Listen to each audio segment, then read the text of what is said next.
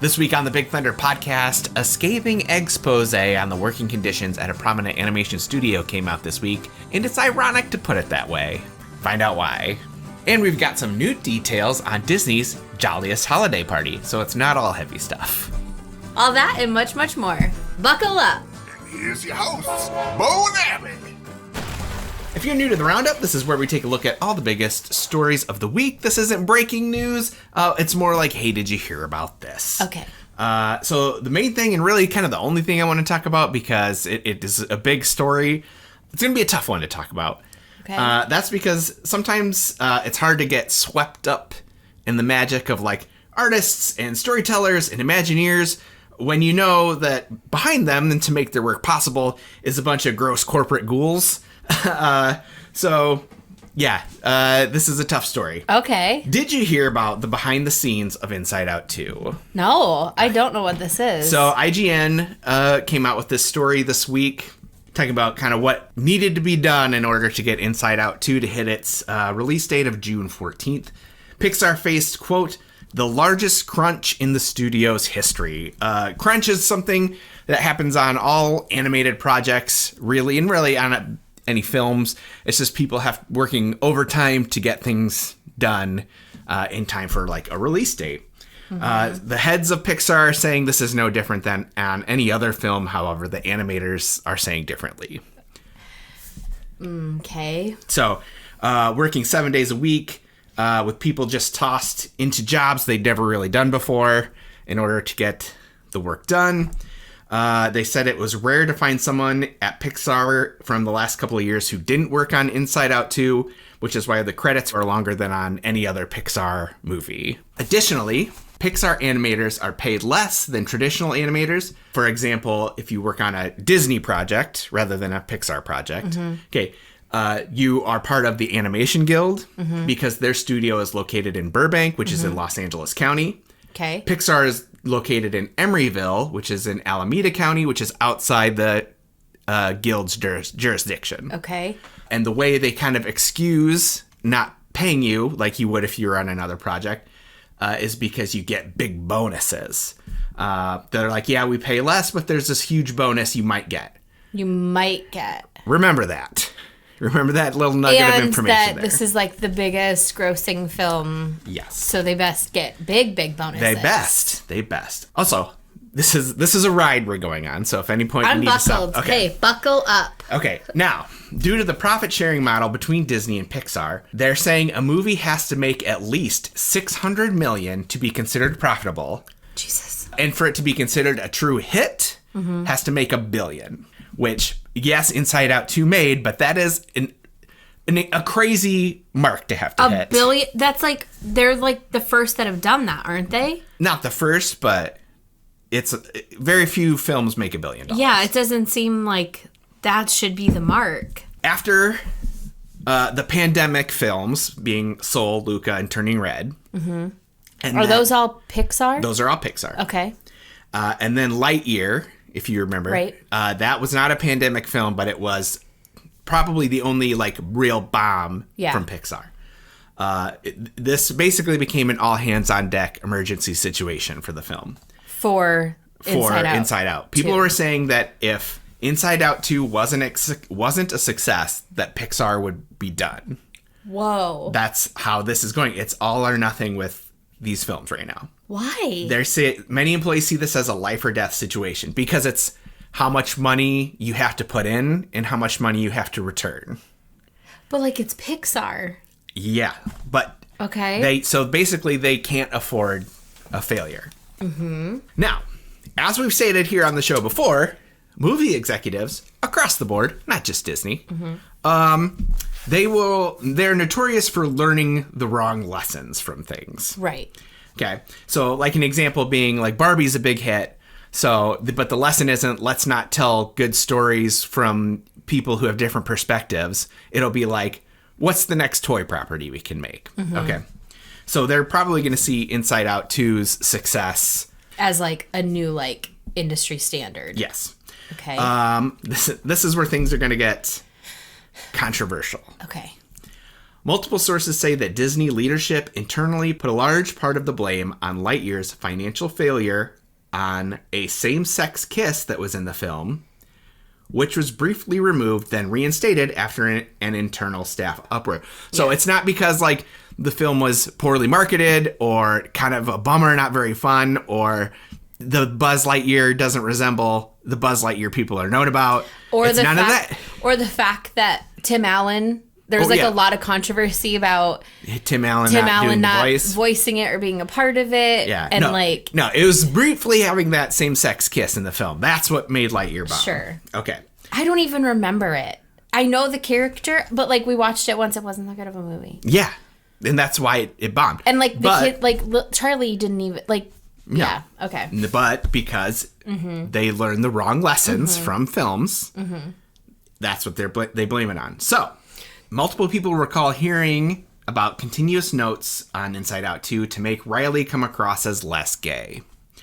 There was special care. She is a... Oh my God. Okay. There was special care put into making the relationship between Riley and Val, who is the 18-year-old senior hockey player that she looks up to. So they're saying because she plays hockey, she's gay? No. Okay. It's because Riley really wanted to be with Val, and they kind of have this friendship, and anyways, there was special care put into making the relationship between the two seem as platonic as possible, even requiring edits to the lighting and tone of certain scenes to remove any trace of romantic chemistry. That is insane. That is insane. I agree. 100% agree. One source describes it as just doing a lot of extra work to make sure that no one would potentially see them as not straight. Jesus. But, like, what does it matter? Okay. Now, remember, corporations have no morals, for or against. It's all numbers on a spreadsheet. So, like, they'll be pro-LGBTQ when they can sell you a shirt. Yeah. But they'll be against it if it means their movie won't play in China. So, okay, like, but it is 100%. It has nothing to do with any values. It is, like, the absence of values. That really makes me sad, though, because, I mean... Okay, I know we're talking Pixar, but, like, Disney does inclusivity, and, like, they have Pride Fest days. When they can pat themselves on the back and make themselves good to a certain market. It is not about any values. Okay. It is about what will make them money. So Inside Out 2 comes out, it's a big hit, and it makes almost $1.7 billion. So all those crunched animators got a big bonus, right? They hit $1 billion. Well, back in May, Pixar began layoffs affecting 175 workers, or 14% of its staff. To qualify for Inside Out 2's bonus, an employee would have to have worked on the project for a certain amount of time. No problem. Everyone's working overtime. They hit that. But they also had to be employed at the time when the bonuses were distributed. So they fired everyone and then gave out the bonuses. Yes. And... those who were let go were asked not to visit the office to pick up their belongings, so they wouldn't make the remaining employees feel awkward. Oh my God, this makes me want to riot. Yes. But, like, we like Pixar. Yes. We love artists and we love stories. Yes. We don't love corporate ghouls. It's the billionaires on top who've never had a creative thought in their life, making money hand over fist off of the backs of actually talented people. This is, like, really gross. I know. I'm trying to, like, really contain myself. This is, like, really disgusting. Yes. Keep going. One employee did say that they throw everything at us to try to help. There's really great health benefits, mental health, so it's not like... which you'll need. So it's not like they're not trying and they're not offering things, but at the end of the day, they feel like the expectations and the let's just crunch and get it done, and then it goes on for months and months, it's not sustainable. No. Or fun or healthy, and you're going to see that in the end product. Yeah. Someone did point out the irony of making a movie about mental health. Gosh. Sorry. No, you're fine. I know you're riled up, and you should be. You should be riled up. That's so gross. And I'm so sad because, like... Okay, keep going. Many worry that due to Inside Out 2's success, Pixar won't have any motivation to change. And from what it sounds like, Pixar's film Elio that they're working on right now is facing all of the same problems. Elio? Elio is their next Okay, film. well, here's the thing. Eventually, people are going to not want to work for Pixar. Probably. I mean, granted, it's Pixar, and I know that that's like, that is the top. Correct. But like, it can very easily change somewhere else. There could be, all those animators could like get together and go make a new studio. Yeah. And become a new Pixar. Things like that have happened. Yeah. So. Like DreamWorks, right? Wasn't DreamWorks the product of... a disgruntled Disney employee? Yes. Yeah. So like, just because you're there now doesn't mean you'll always be there. You got to treat people good. Yeah. That like really grinds my gears. My gears are ground. Okay? Yeah. So, do you want to talk about something fun now? Sure. Let's do it after the ad break. Okay.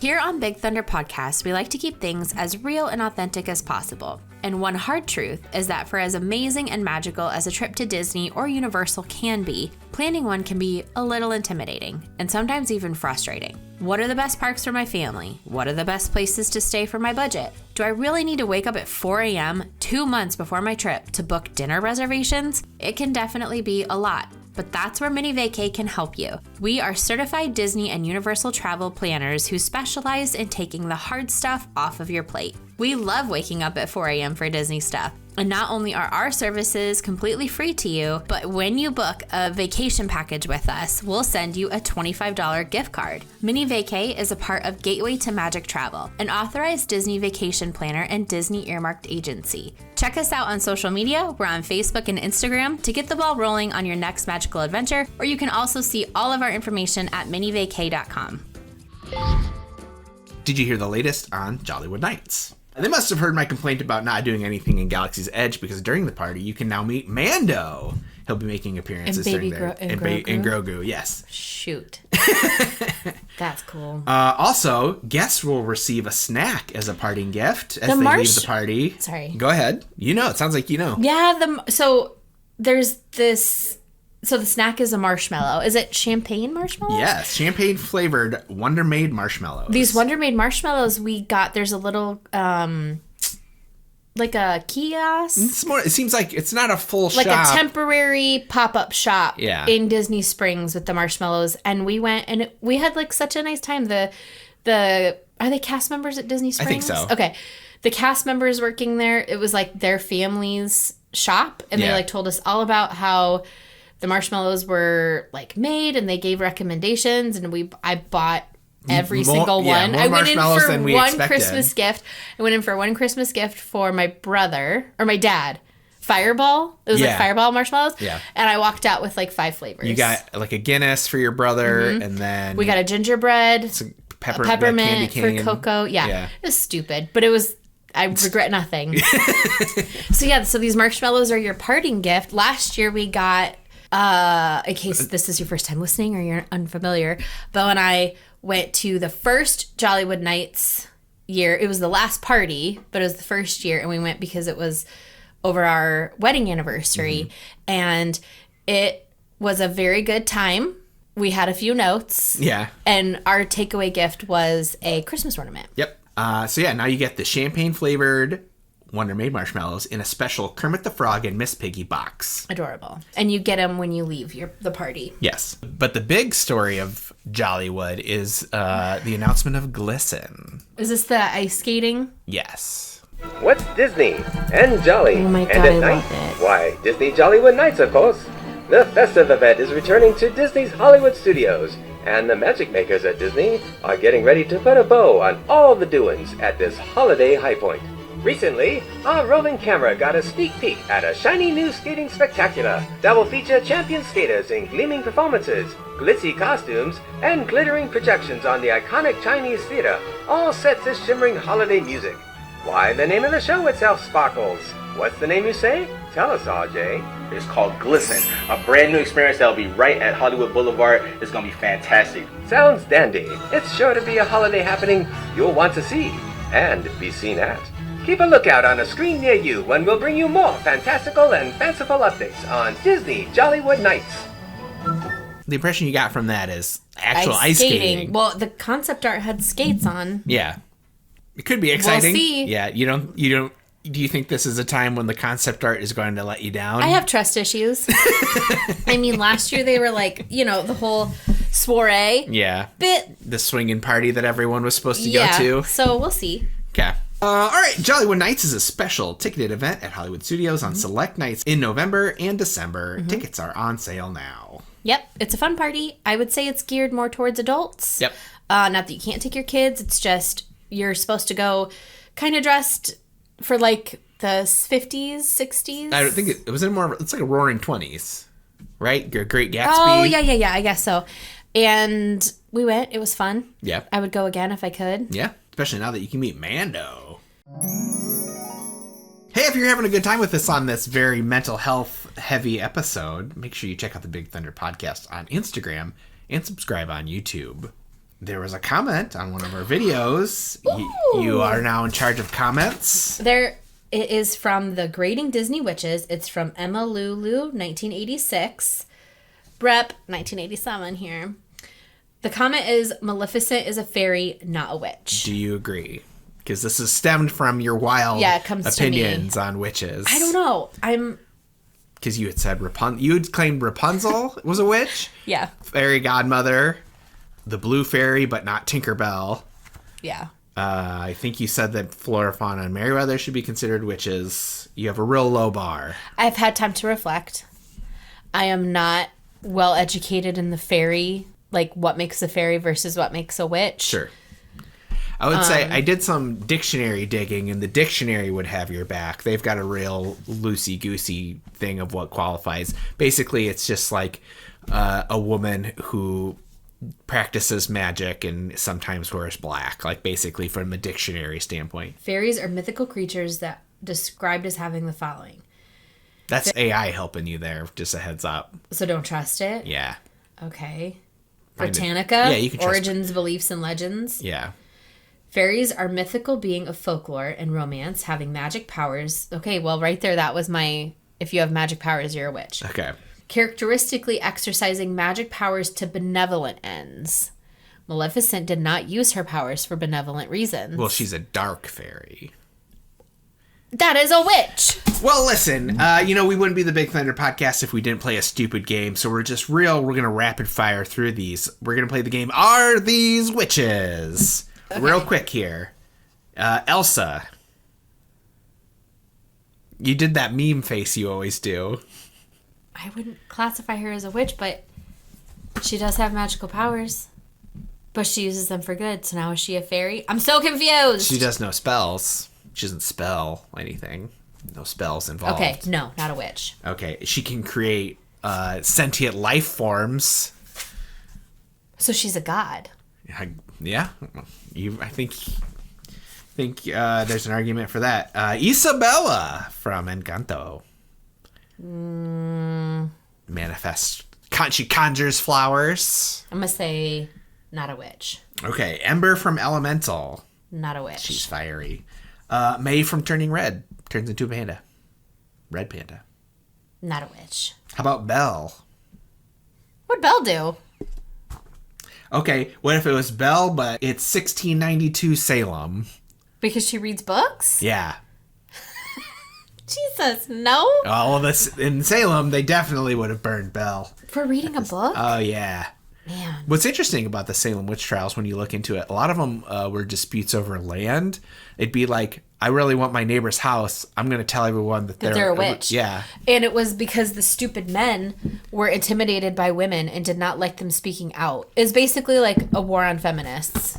That's like basically what it was. Yeah. And they're like, feminism then was just like, I don't agree with you. Yeah. Dead. Ridiculous. All right, here next week on the Big Thunder podcast, it's the kickoff of the Big Thunder Pod Spooktacular Bonanza. That's so many words. It's a 5-week scare-a-thon of creepy movies, tricky games, and much, much more. Wait, but I'm more not so scary. Don't worry, you'll be fine. Okay. So join us every Tuesday in October for the inaugural Big Thunder Pod Spooktacular Halloween Bonanza. I want a shirt that says Bonanza. Oh, I'm sure. Look, I doubt I'm the first person to say Bonanza. Let's look it up. You gasped. Look, I know for a fact Svengoolie's got a bonanza going on in October. Okay. You want to send us home? If you're enjoying the show, please go to your podcast player of choice. Mine is Spotify. What is yours? I'm an Apple Podcast person. That makes sense. And click on follow and turn on automatic downloads. What? You always say that. What does that mean? Why does it make sense that I'm an Apple Podcast person? Because everything, you've got your Mac and you've got your... I have a Mac computer. Your things. An iPhone. You also have an iPhone. Apple Podcasts, I don't like it. Sorry, Apple. Change my mind. I'm not sorry. I can say what I want. If you have turned on automatic downloads, not only does that help the podcast, but it guarantees that you have the best listening experience possible. And if you are listening on Apple Podcasts, leave a 5-star review and we might read it on the show. Honestly, we might read any review on the show. Also, if Emma Lulu 1986 or the person from last week wants a Big Thunder Podcast sticker, send us a message. Oh, you're making them do the legwork now. You said you were going to reach out to them. No, you said that. I just want them to... Nobody listens to the show. How does one even reach out? Do you just leave a comment? You find them on YouTube, and then you message them. You message through YouTube? Yeah, people figure No, you just I've never leave a done comment. Leave a comment. Thanks for the comment. You want a sticker? And what if you're like, no? My fear of rejection. I'll be like, okay. Yeah, that's exactly what you need. You need to comment on their comment and be like, you want hey, a sticker? Hit me up on the gram. Give me your deets on the gram, and we'll send you a sticker. Riz? No. What does that mean? Riz? Yeah. It's like charisma. It's like you got game. You got Riz. Yeah. Saying that. Yeah. You don't, if you don't want a sticker, that's real skibbity Ohio. Poor Ohio. Let's leave Ohio. Yeah, Ohio's having a rough time at the moment. Anyways. Thanks for coming. The best thing you can do to help the show grow is just to tell a friend, preferably one that loves Disney, Universal, or stupid games, or cool hip slang. Are we almost to 100? 100 followers? Subscribers? No, we're at 80. That's almost. Okay. Fill your glass half full. All right, we really need to wrap this show up. Okay. We gotta land this plane. Thanks for coming, and we'll see you next week. And enjoy the ride.